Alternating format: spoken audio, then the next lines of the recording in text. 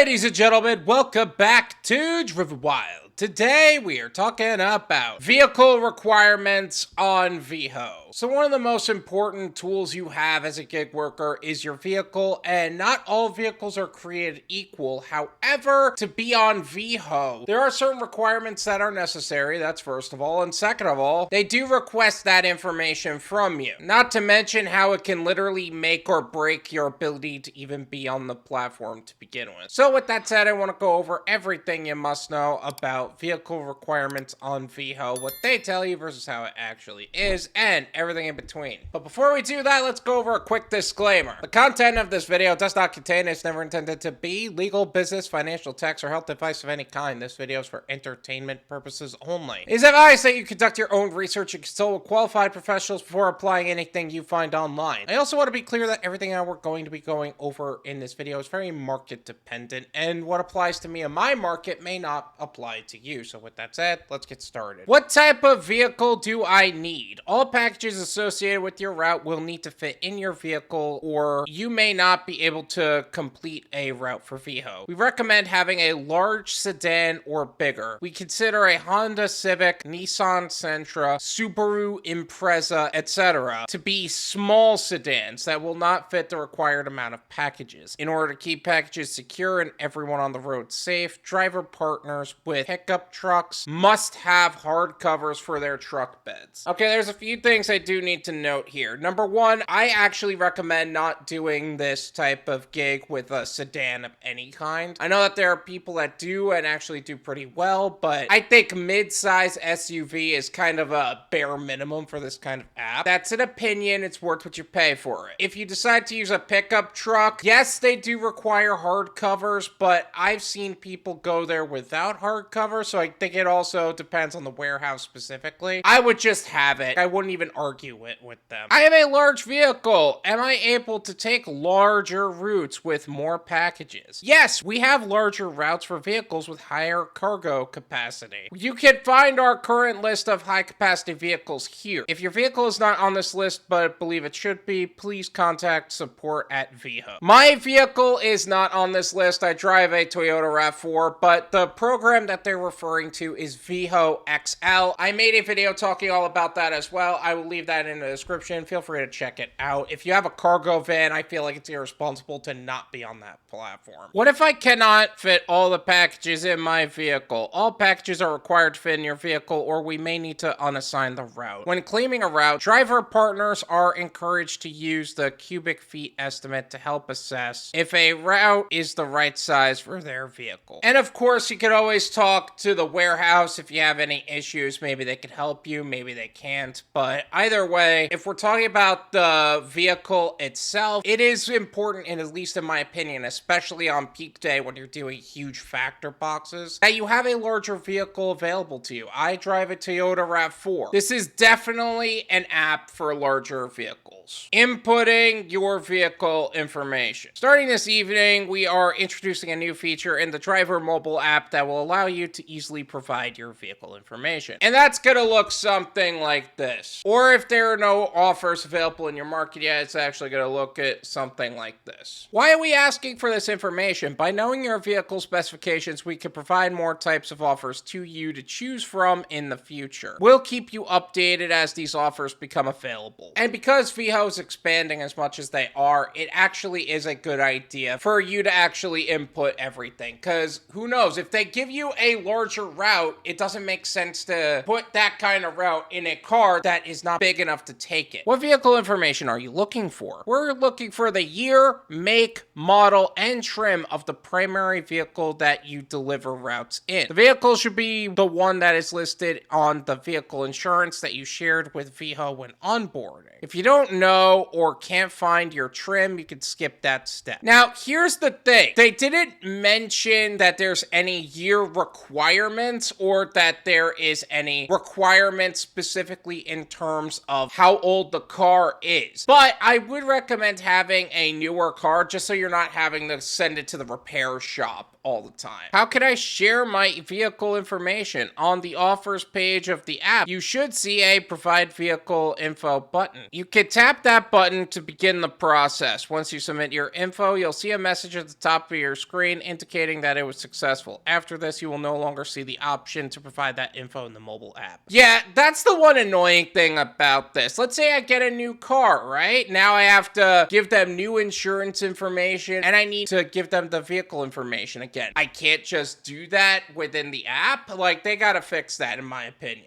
They also got to put in an earnings tab, but that's a different conversation. What if I have multiple vehicles that I use to deliver routes with, or need to change the vehicle I submitted? If you have multiple vehicles, please submit the vehicle that you use most to deliver routes. This vehicle should be on the vehicle insurance document that you shared with Veho when onboarding. Yeah, but here's the thing. When you actually drive to pick up the route, right? They will actually check the vehicle information and your driver's license to make sure it's actually on your account that way. What, I can't get a new car at that point? Or I can't replace the car I have because there's too many miles or there's too many mechanical issues with it? It feels like they didn't think about that when making this a thing. Now, I do have some side notes that I would like to go over on this subject. Different markets have different needs. I have a Toyota RAV4 that I signed up with just fine, but there's also somebody on Facebook that claimed that they have a Toyota RAV4 as well, but they ended up getting denied, which was weird. That being said, every market's going to be different and everything's going to be case by case. You don't know what other people need in their particular areas. Just understand that before signing up, and don't be surprised if the things that you need in my market is not the same you need in your market. I know we already went over that in the beginning, but it's still important to talk about. Peak day versus other days. Okay, in my market, peak day is the day of the week that I need to have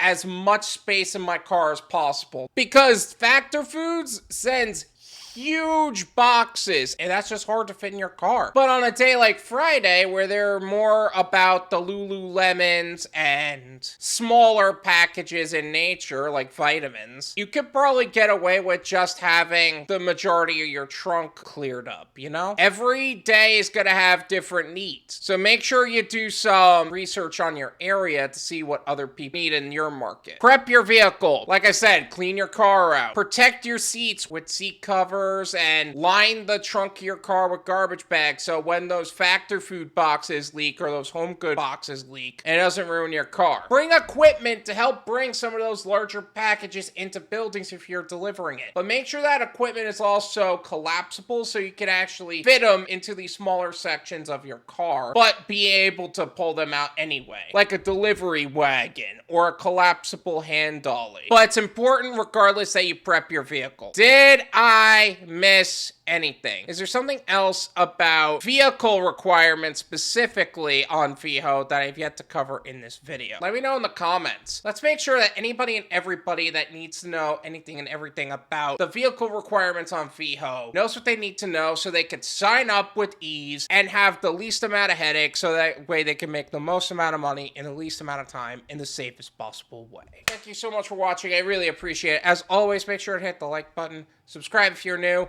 and I'll see you guys next time. Peace!